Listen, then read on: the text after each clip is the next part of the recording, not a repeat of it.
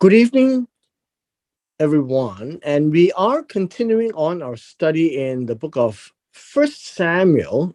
Today we are covering First Samuel chapter 8. And in First Samuel chapter 8, it is a very pivotal passage that puts us into a transition from one era to the next.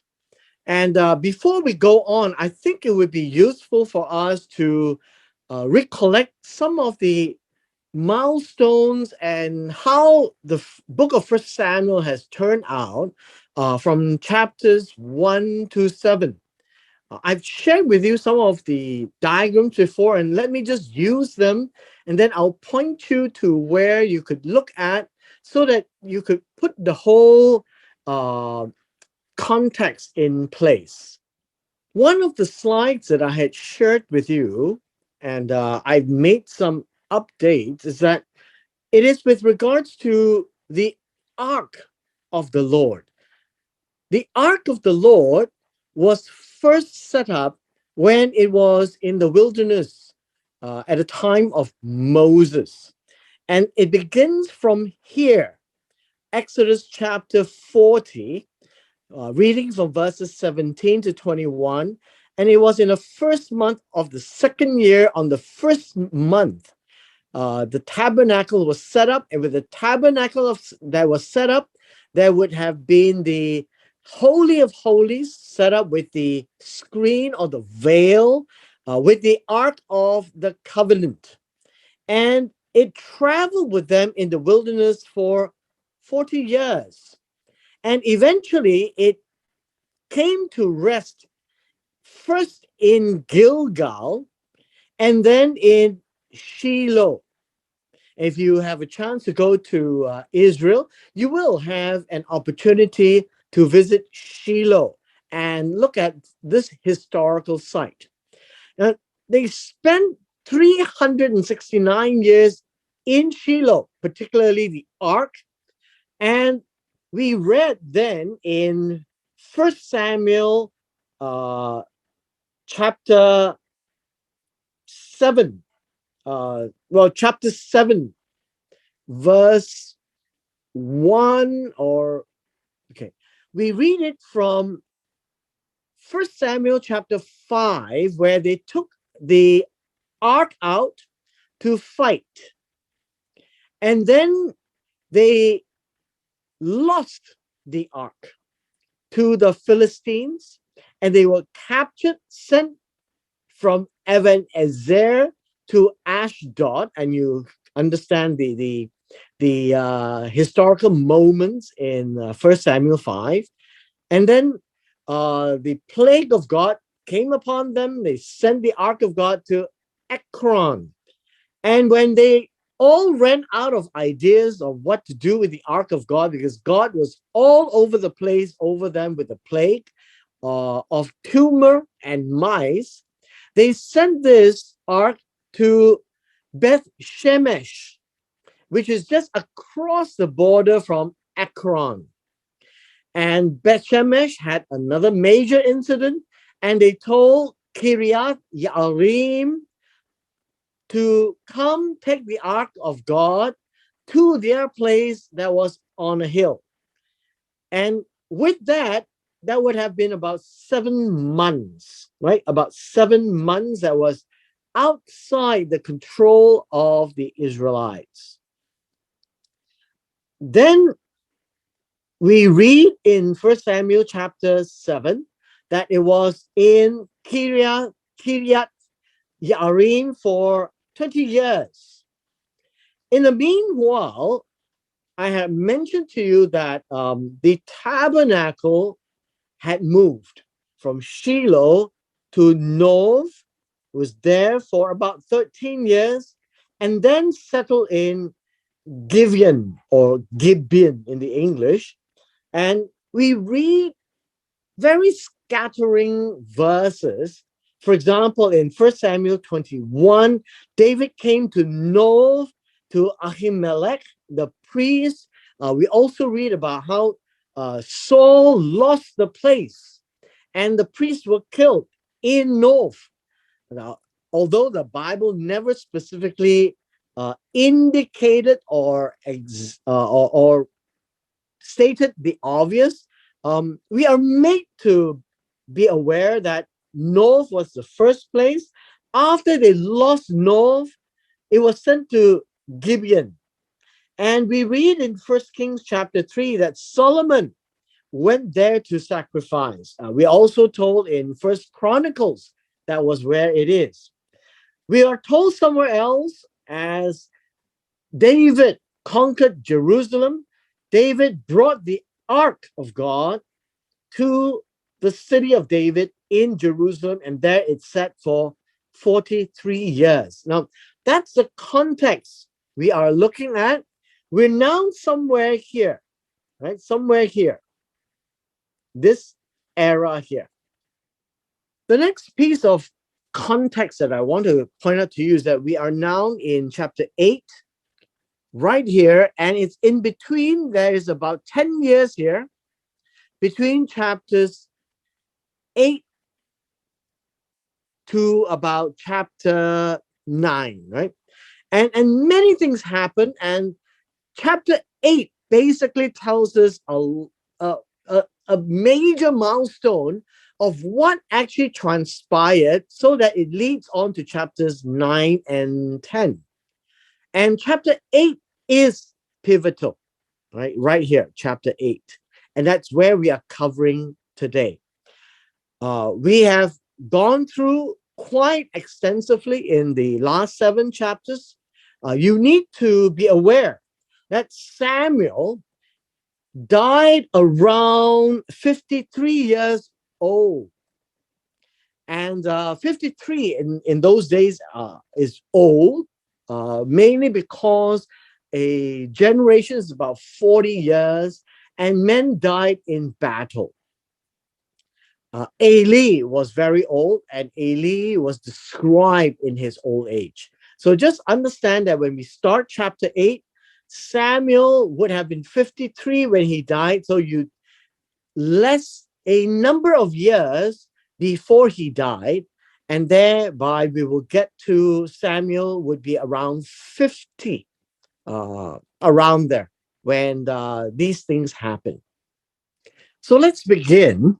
First Samuel chapter 8, reading from verse 1. It says here, and it came. There are a number of key words here. And it came. It came to pass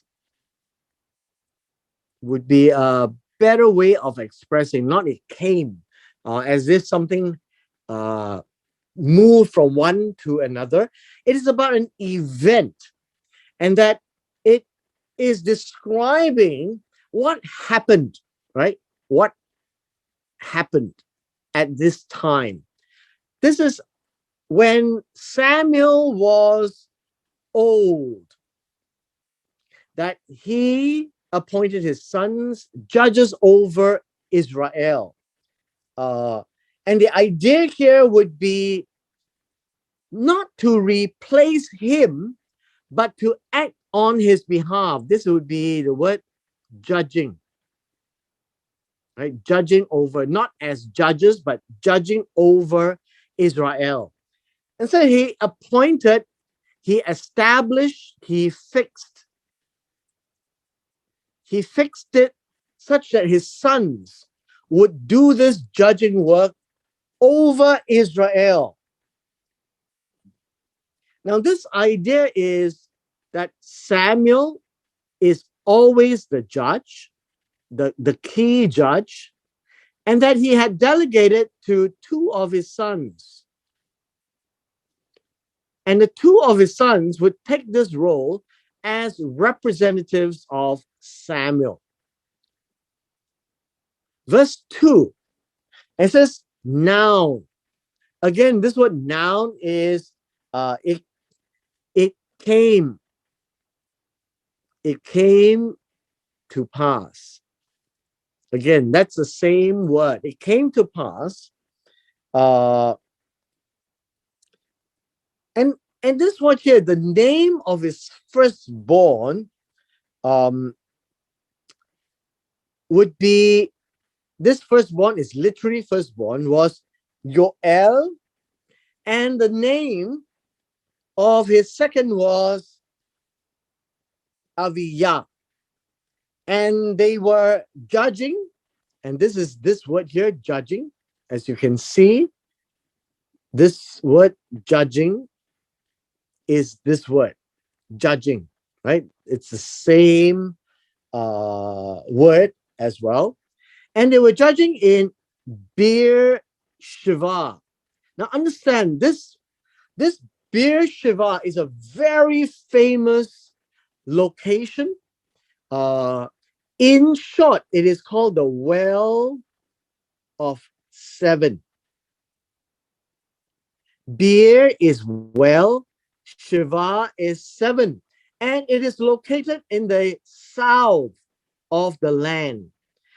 And if you had time to read the book of Genesis, you would find that Bir Shiva is how they dug the well, named it, and used it as a commemoration of a peace treaty. And so today, Bir Shiva is located at the very bottom of the country or the state of Israel.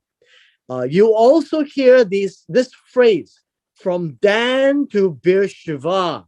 So Dan would be the northernmost, and Beersheba would be the southernmost.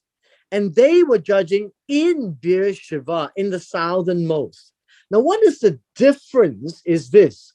The difference between what the sons had practiced and what Samuel had practiced is described in verse 3. His sons, however, did not walk in his ways. Now, understand that did not walk in his ways, literally did not walk in his circuit. And I guess you would find that Samuel actually had done his work in Bethel. He would have gone to Gilgal. He would have gone back to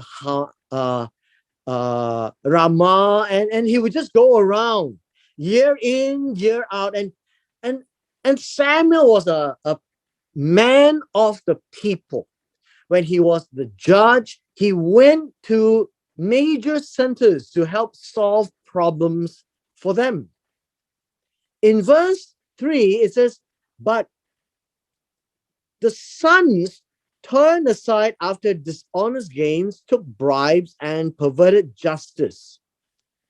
Now let's take a look. The word turn aside, I would be, this word would be inclined.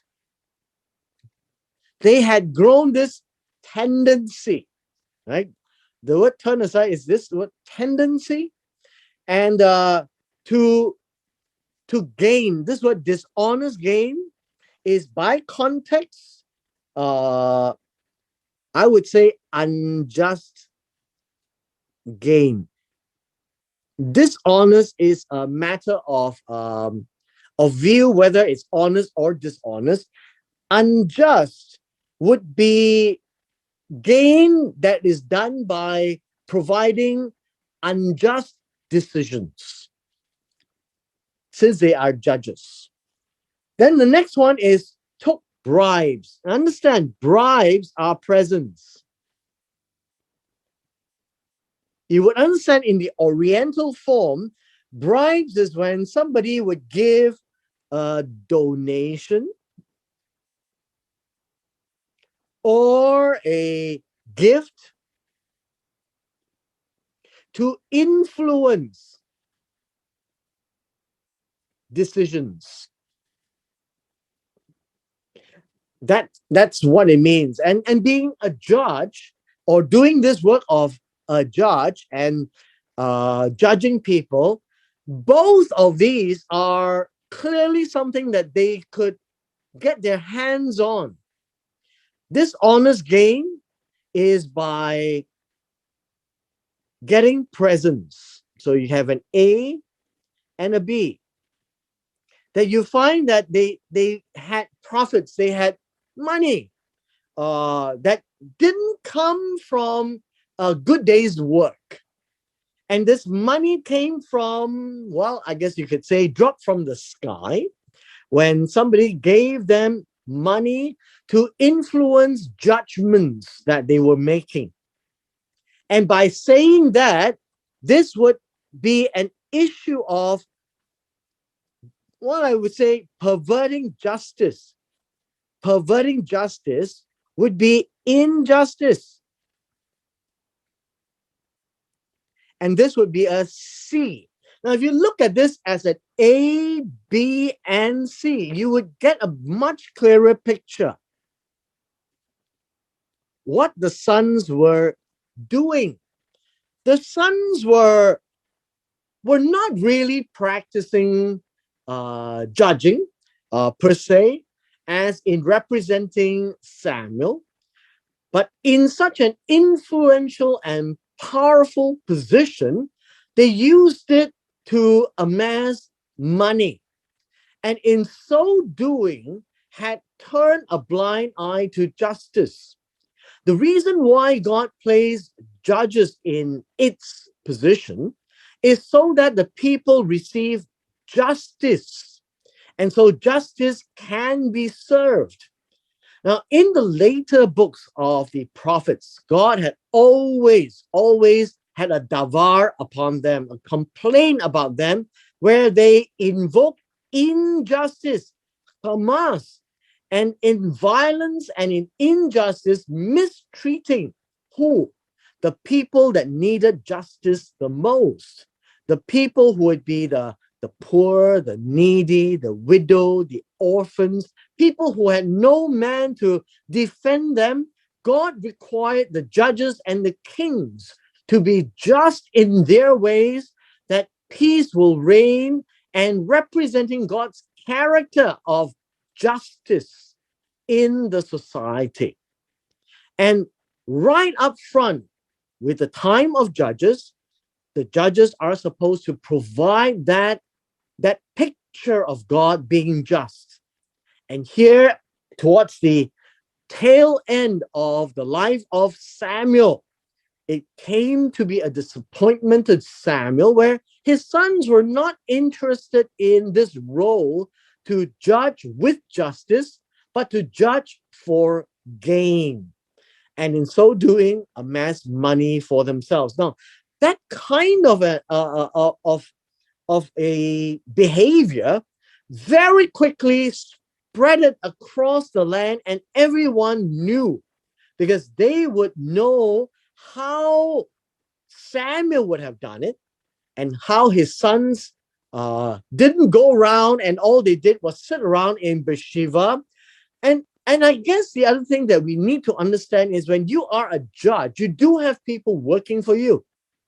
And I suppose that these people working with the sons, Joel and Aviah, had actually been the gatekeeper to collect money and to do the work where there is not supposed to be, right? So money influencing them would have been dishonest or unjust, and taking bribes that is influencing justice perverts justice. In so doing, in verse 4, after all this has happened, the elders of Israel gathered together. Uh, this would be causing themselves to collect together. And so this is an event where it there was no, it was spontaneous because of what happened with Joel and Aviah. Uh, you would find that the elders are important people in Israel. Now, let me first explain the importance of the elders. The elders are literally the older folks. And I would venture to say these are the men who are the patriarchal leaders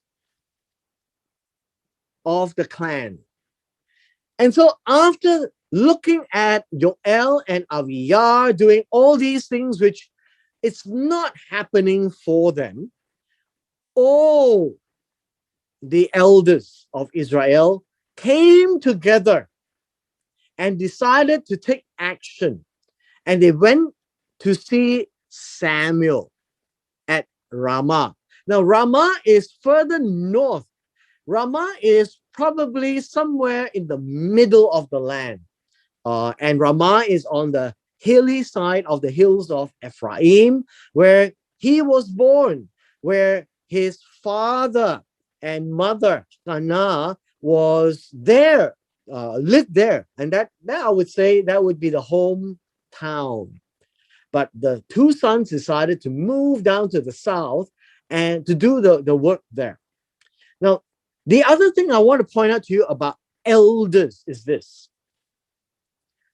Today, we talk about elders and we have a totally different view of what elders are. But in biblical times, elders are very, very important people because they are seen as the elder statesmen of the tribes, the clans.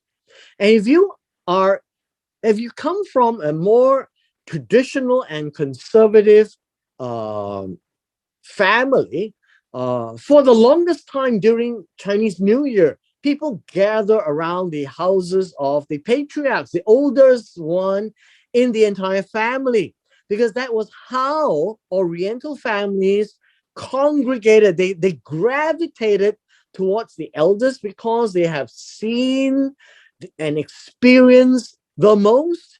They have gained wiser over the years. And so elders are appointed to become the spokesperson and the leadership of the tribes. And so elders being appointed are usually elderly people. They are never little young kids or youth. And they would have gone through life and have seen the hardships and be able to govern and lead and provide advice to the tribe. That's the elders of Israel. They gather together to give advice such that the sons of Samuel, Joel and Aviyah, is not going to make the cut. And they said to him, behold. Now understand the word behold is to look. Everything in Hebrew has a lot to do with the visuals, right? You have grown old. You're old already. And again, I have mentioned to you, this is about 50 years old or thereabouts. And your sons do not walk in your ways. What they do is not like what you do. And how they did things is not quite like how you did things. Now appoint a king for us to judge us like all the nations. Again, the word judge is used. And so let me now pause to explain this word judge. And again, I've mentioned it and I'll mention this again. The work of judging here is to settle disputes. It is to carry out the strength of the Torah. And in settling disputes, they are also able to well,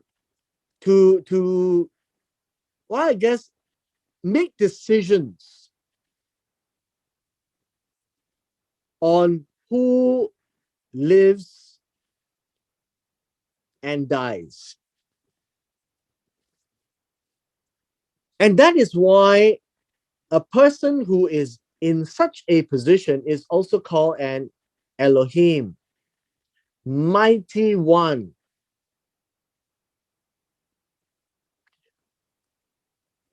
And God had placed such people in their roles all across the book of Judges. And if you recall, the book of Judges ended at the time of Samson.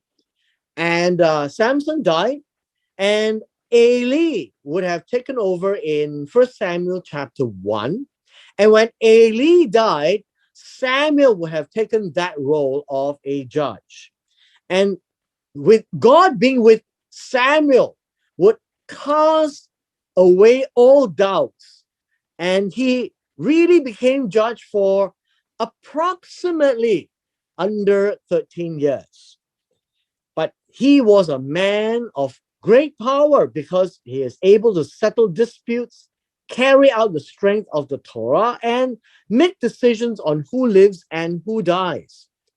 At this point in time, in verse 5, the elders representing all the 12 tribes had decided that since your sons are not good representation of you, we now know what will happen uh, as time goes on. And if you happen to die, this is not the kind of persons that we want to listen to.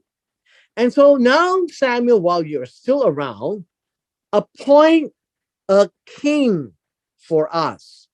And the king would be to judge us like all the nations, and by nations, and this would be around them.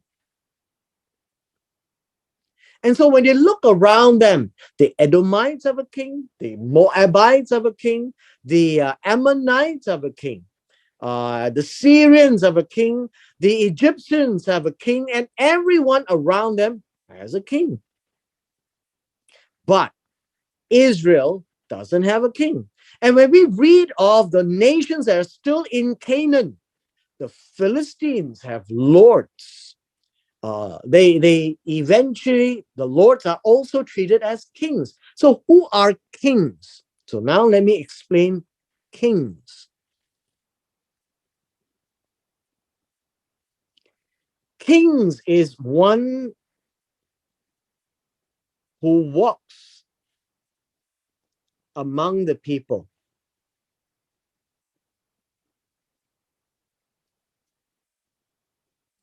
Now, obviously, in our modern day terminology, a king would be somebody who wears a crown. Yeah, yeah, you can say that that's from an outward appearance, yes.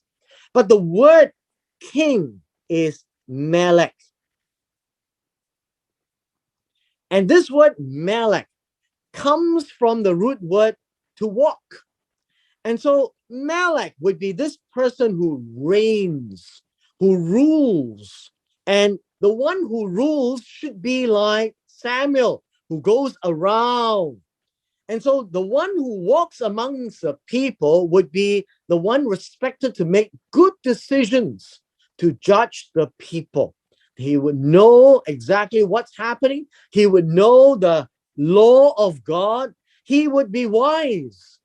And that's the imagination that they have of a king, that there would be someone that they could see that could represent this function. We go to verse 6. But the thing was displeasing in the sight of Samuel when he said, "Give us a king to judge us." And Samuel prayed to the Lord. Now, what do you mean by displeasing? Was displeasing means that it was evil in the eyes of Samuel to say, "Give us a king to judge us." By the way, I am the judge. So what are you talking about? Now, there is a lot of overlapping, obviously, because in the past, the judge died, God raised another judge. But here, Samuel hasn't died yet. And looking at what is going to transpire with the two sons, the people aren't happy at all. Now, obviously, it upsets Samuel because the sons are not going to continue this dynasty of judging. Now, so this thing was displeasing. It means it wasn't what Samuel was thinking about. It was coming out from left field. So the terminology, the saying goes that he wasn't expecting it. It's not morally evil in that sense, but it was evil in the eyes of Samuel because he wasn't expecting this to happen. And when you don't expect that to happen, that would be evil. Just like the storm is not what you expect, and so it's evil. The flood came, and so the flood is said to be evil, a calamity, something that you are not expecting and is not doing good for you is considered evil. So it's always in the eyes from the perception of Samuel, giving a king to judge while he is still alive with the sons in place wasn't what he had in mind. And so the verse says here, and so he prayed to the Lord, interceded. Again, understand, Samuel takes the place of the, I guess, the lawyer in chambers to represent the people, to talk to God and to plead for what they want. And so Samuel did just that. Verse 7, the Lord said to Samuel, listen to the voice of the people in regard to all they say to you, for they have not rejected you, but they have rejected me from being king over them. And so understand why Samuel was upset, because he thought that the people didn't want him to be judge. And so God said what? God said that they have not rejected you. It's not you, Samuel.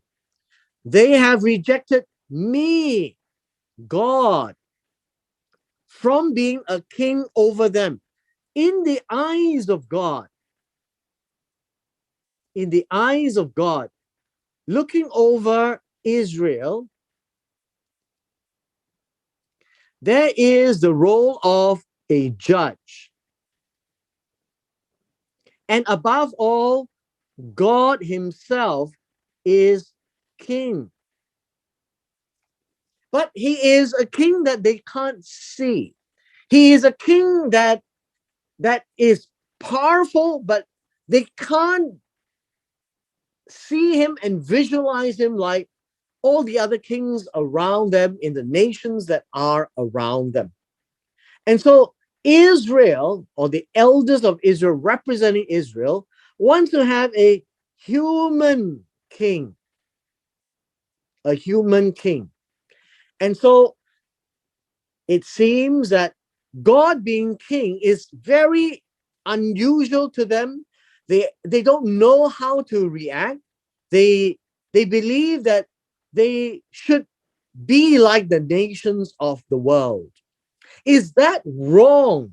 Now understand this. The way that God has set up nations, it's always God and nations. It has always been that power comes from God. And it goes downwards to representatives of the nations. And here we have kings. And kings play this role as a representative of God with that power, like God, to be an Elohim to the nation. And that was what Israel wants as well. That God is there, but there should be a human that adopts and represents the God we serve. And hence, kings for the longest time are always thought of as the representatives of God on earth. Now, let me now digress a little bit. We are going through this a little slowly, but nevertheless, we need to have a good context before we go on from here. Let me direct our attention to Deuteronomy chapter 17. While they were in the wilderness before they crossed the Jordan River, God already spoken to Moses that something like this will happen one day. In Deuteronomy chapter 17, verse 14. Remember, these are the recounts of the law given to Israel. It is now being briefed to the younger generation who were so-called younger, under 20, when they came out of Egypt. And they are now being briefed what to do when they get into the land. So when you enter the land which the Lord your God gives you, and you possess it and live in it, and you say, and this is now in First Samuel chapter 8, right? From verse 5 onwards. And it says, I will set a king over me like all the nations that are around me. What does this mean? This is a text that says, I, Israel, is spoken of as a person. Now, all through the Bible, you will find oftentimes Israel is described as a single individual, a masculine singular. And it is poetic in a way. And it says that you say that I will set a king, a Melech, over me like all the nations who are around me. That's exactly 1 Samuel chapter 8, verse 5. And when that time comes, you shall surely set a king over you, whom the Lord your God chooses. And so God says, if and when that time comes, then you will pick a king that God chooses, not man chooses. And it has to be from among your countrymen. You shall set a king over yourselves. So what does this mean? It means that God appoints or chooses.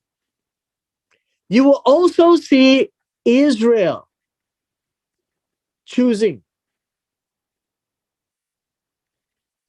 And this is important because in 1 Samuel chapter 8, 9, and 10, as we move forward, you find that the narrative speaks of it both ways. God chose, and so did Israel choose.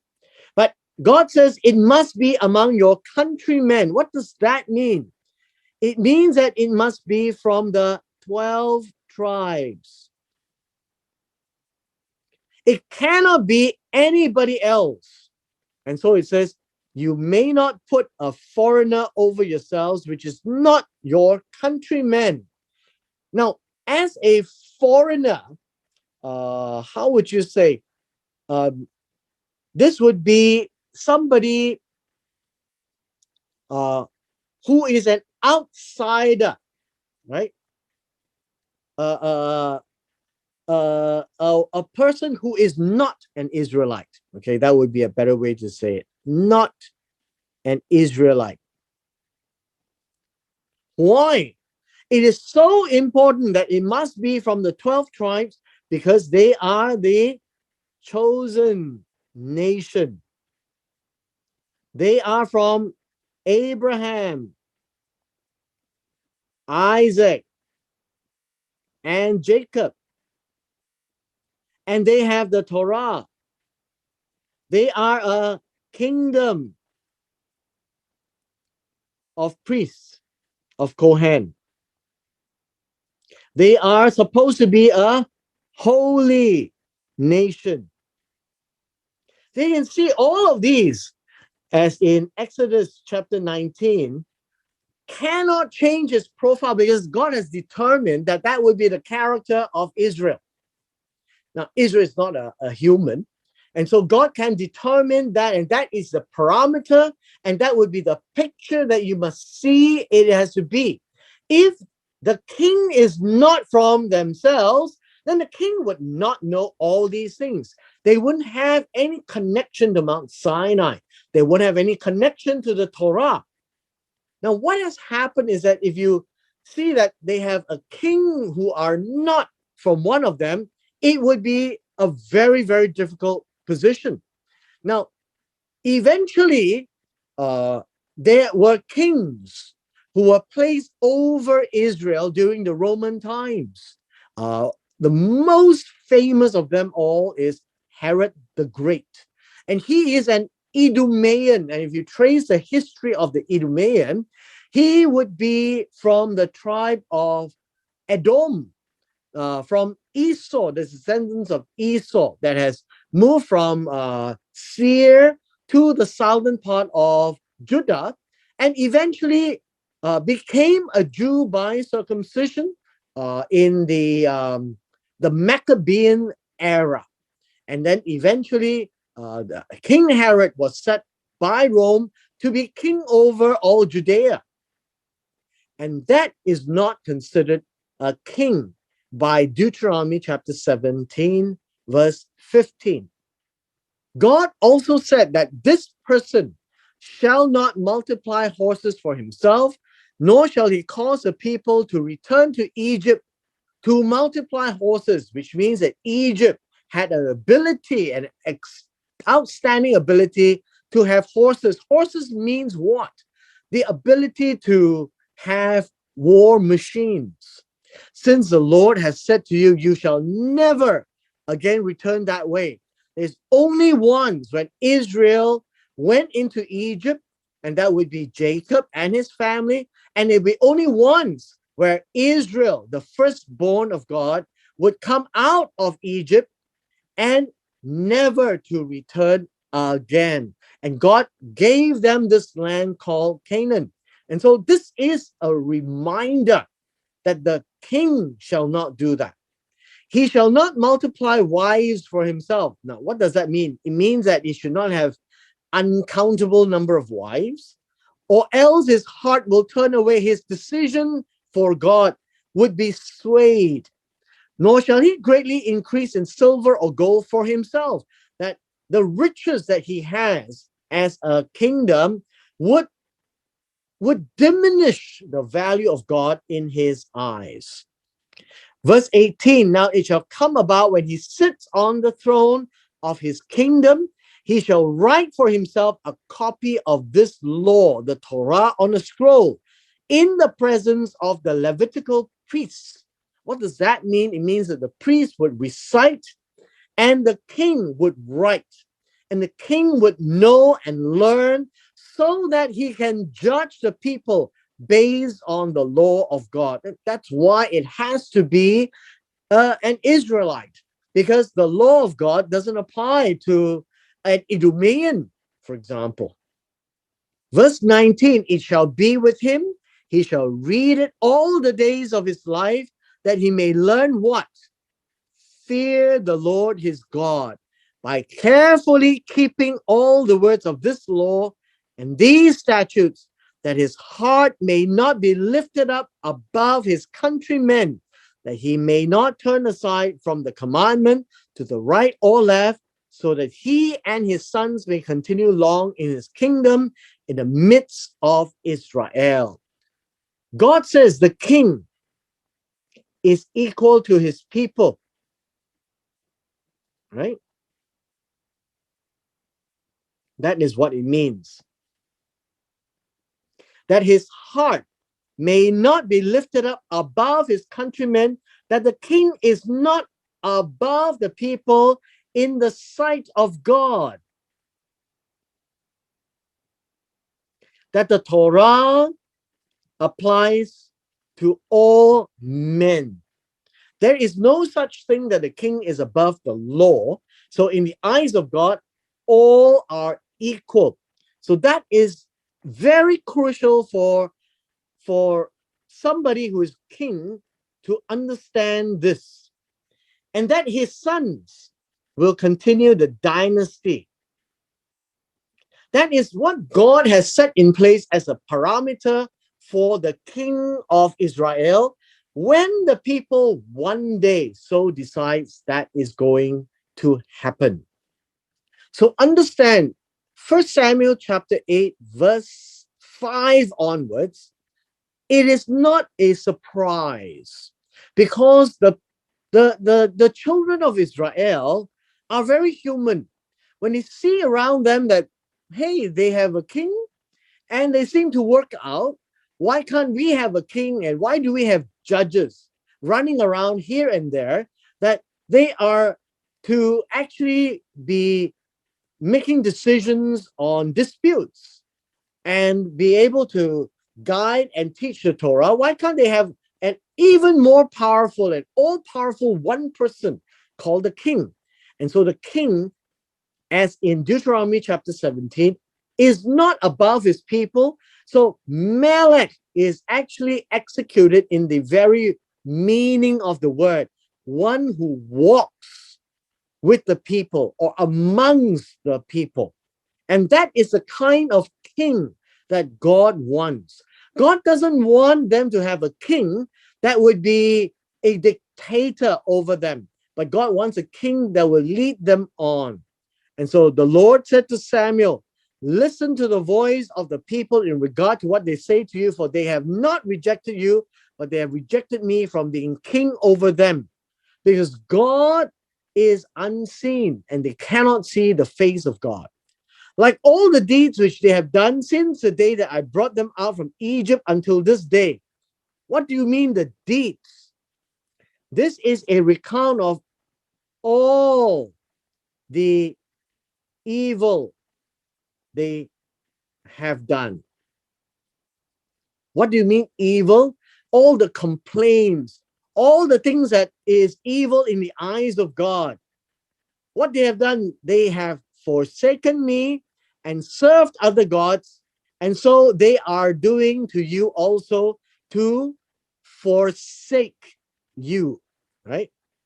To forsake you as judge. So this is actually consoling words to Samuel. Now then, listen to their voice. However, you shall solemnly warn them and tell them of the procedure of the king who will reign over them. And let's unpack this and we will come to the end for today. It says, now listen to their voice. Hear them to do what they want. Now that's God speaking. Yes, give them a king since they want it. But you have to warn them. Now, the word warn is to testify to them. This word here is to charge them, to admonish them. And so warn is a good word to say solemn words to remember. And then the next word here is to tell them of the procedure of the king who will reign over them. Now, to tell them is not just merely tell. This is the common word to report. And this is everything that they need to know. So God is a fair God, is a just God. Before God is going to judge them of anything in the future, he has told them that this is what is important, right? This is what is important. The procedure means the justice of the king. What do you mean the justice of the king? It would mean that the king, the process of how to appoint a king, the process the king must engage. So the roles and the rules and the expectation of the king who will reign upon over them. And this word reign literally means be king. That is the Hebrew word. Reign means be king. The king who will be king over them is a correct way of expressing that this king must represent God, and he must be just. And so there must be justice. There must be the right process of doing things, procedures. Why? Because this is not an absolute role. This is a role over the people of God, and hence must be done according to what God has set it to be. And so it is not a trivial thing to find somebody to be king, and God has restated the parameters. And I'm sure Deuteronomy chapter 17, verses 14 to 20 would have been clearly spelled out. And so what is important is God is not saying no. Although God says, you have rejected me, the idea of rejected me is an idea of refusing God to be king, because they can't see God. And God speaks through Samuel. And that is not a king like, because Samuel doesn't execute powers like a king, but he has those powers as a judge. And so the people really wanted this king, as according to Deuteronomy chapter 17, when they have come into the land for way over 400 years now. So a king is to be installed. And so God says, listen to what they want. Give it to them. So God concedes to their requests. Does God do that? And yes, God interacts with his people. God didn't want them to have a king, but they have come to a point of exhaustion of working with judges. And understand, Samuel was the last, and the two sons, Joel and Abiah, was the last straw that they had the patience with. And so, king it will be. And God says, fine. And with this, we come to the end of our session today in verse 9 of chapter